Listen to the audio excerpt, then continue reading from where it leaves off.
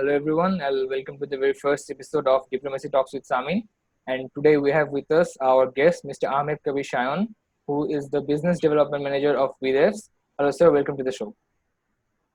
Hey, it's good to be here. It's been a while with pandemic and everything, but it seems really proud and good to see people like yourself from the uh, youth who are representing the young generations today, being productive even though we're all isolated and staying in quarantine. So how have you been? Hi, I'm doing fine, and it's an honor for me to have you with us. So, sir, before Cool. we start with the topic, would you please give a little bit of introduction about yourselves?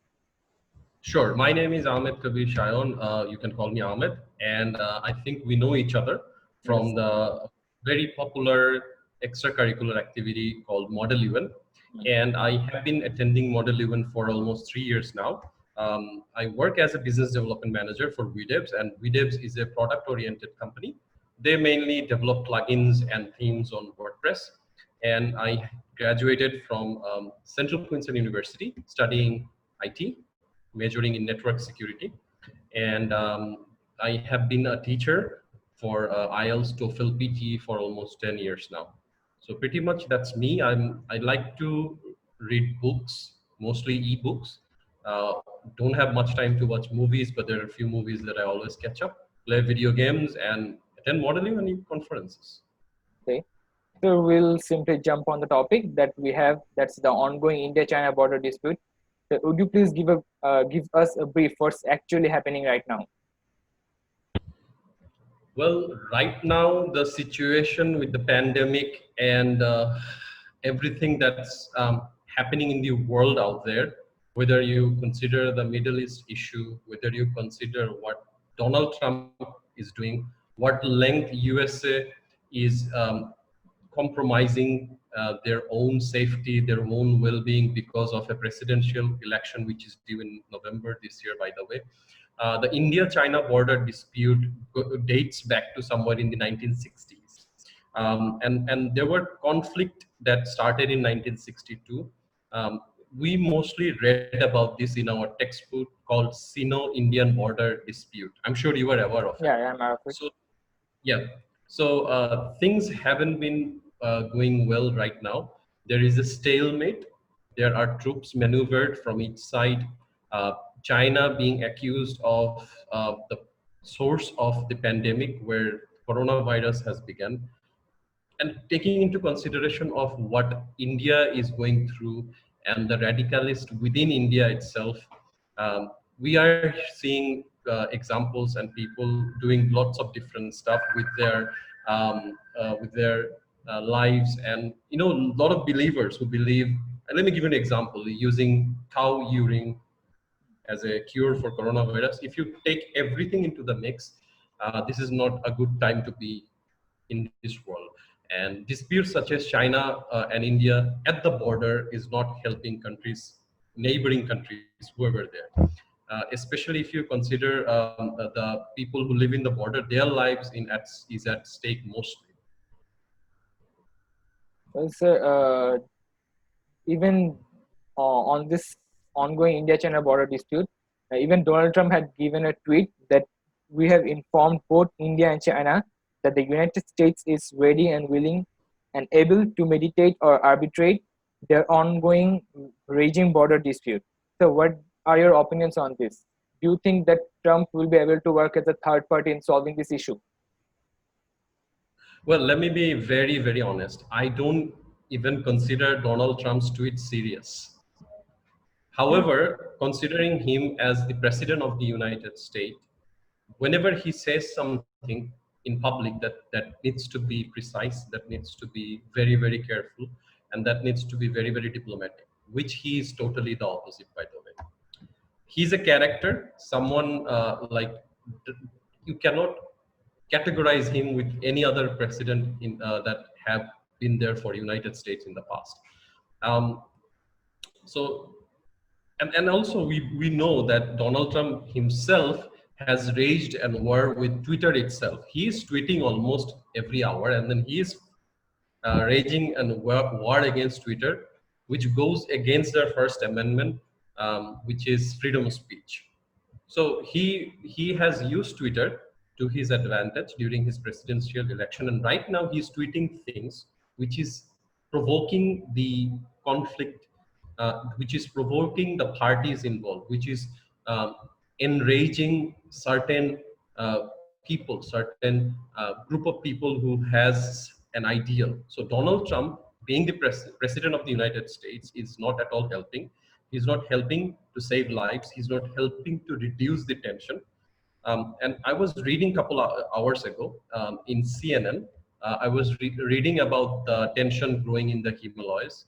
And as you are aware, that New Delhi and Beijing both are accusing each other for overstepping the line of actual control, in short, LAC. So I was reading that article, and when I consider Donald Trump's tweet, instead of Donald Trump trying to save their own countrymen, as you are aware that hundreds of thousands of people have already died in the USA, which is the largest in number in the world. He is tweeting about a dispute where he can mediate, and he is actually provoking them. So I believe Donald Trump is doing absolutely the opposite of what he should be doing. I believe he can do much better. I believe he can do much better with social distancing. He can even start from wearing a mask for himself. That's what he can do. Yeah, so we have seen like Donald Trump, for United States being a very influential and powerful country, still they were not being able to keep the death toll for COVID-19 down, and it was like increasing every day. So we are not gonna make this video too long, and there's one last thing I would like to know from you. So what do you think that what could ultimately happen? Would India and China be able to solve this problem diplomatically and peacefully, or there could possibly be a war? That is a very complex question, but I can give you my perspective.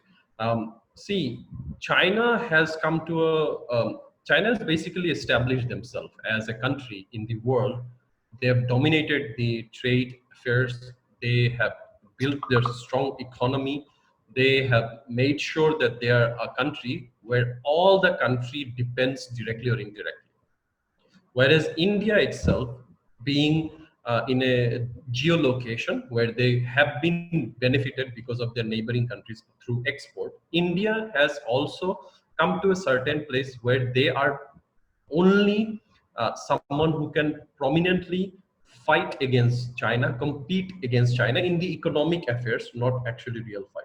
So when two forces collide in a way that they're both actually trying to have power, they're both trying to control economy of the world, that they have trade and commerce and everything, it's difficult to say where this war will go or if there will be an actual war, but I don't believe China or India, no party wants this to be escalated. There are small influxes, and I'm going to repeat again, there are small influxes which might have got the tension uprising, but I don't think either Beijing or New Delhi, anyone, any capital wants this to be escalated further. China itself is busy with containing the virus, with getting their economy back on track.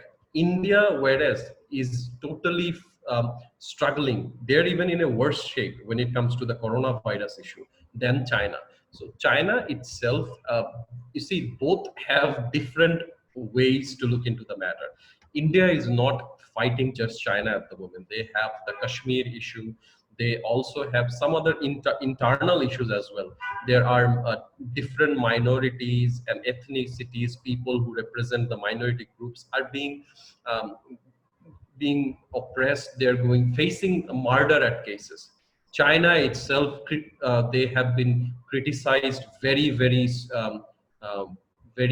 strictly about the Uyghur issue.